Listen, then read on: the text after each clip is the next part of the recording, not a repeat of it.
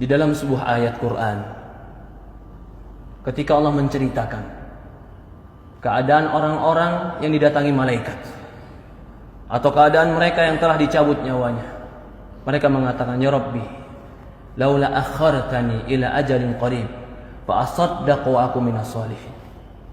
Ya Allah, ketika datang malaikat kepada dia ingin mencabut nyawanya, ketika dia sudah didudukkan dalam kuburannya, ketika itu yang dia minta kepada Allah cuma satu, "Rabbi laula akhartani ila ajalin qarib."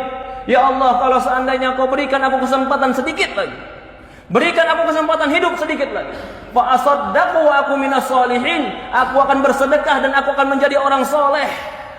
Dia minta kepada Allah bukan minta bertemu dengan istrinya, dia minta dengan Allah bukan minta dengan hartanya, tapi yang dia minta dengan Allah, ya Allah berikan aku kesempatan hidup sedikit saja, fa asaddaq, aku akan bersedekah, wa aku minas shalihin, dan aku akan menjadi orang soleh.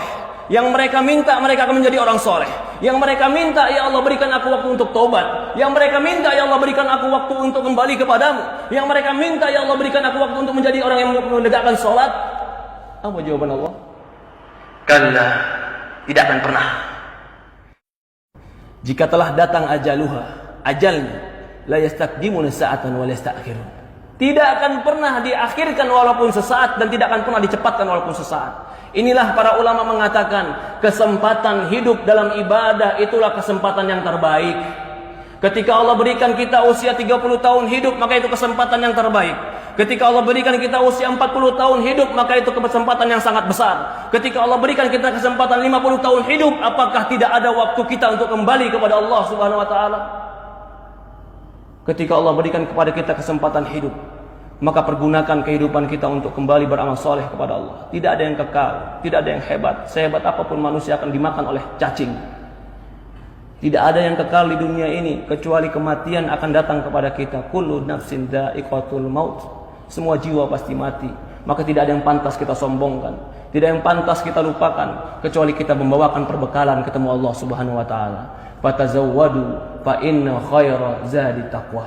Berbekallah, sebaik-baiknya bekal adalah ketakwaan.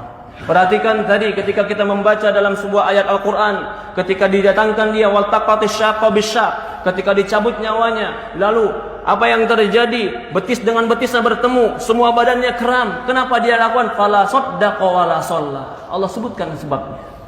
Walakin kadzdzaba wa tawalla. Tidak sedekah, tidak membenarkan Quran, tidak membenarkan hadis, wala shalla, tidak mengerjakan salat. Walakin kadzdzaba wa tawalla, bahkan mendustakan cerita Allah, mendustakan cerita Rasul, wa tawalla, bahkan berpaling ketika diajak kepada Allah dan Rasulnya. Ya ibadallah, qu anfusakum wa ahlikum nara. Jaga diri kita dan keluarga kita dari api neraka. Yang menceritakan ini semua adalah baginda Nabi kita Sayyidina Muhammad sallallahu alaihi wasallam. Shadiqul masduq, yang jujur, yang benar, yang diutus kepada kita untuk mengajarkan kepada kita ilmu agama. Semoga Allah Subhanahu wa taala berkahi kita. Semoga Allah Subhanahu wa taala memberikan kepada kita ketakwaan. Semoga Allah Subhanahu wa taala mematikan kita dalam husnul khatimah. Semoga Allah Subhanahu wa taala memberikan kita kekuatan untuk beramal saleh. Semoga Allah Subhanahu wa taala menolong kita untuk menjadi hamba-hamba yang bertobat.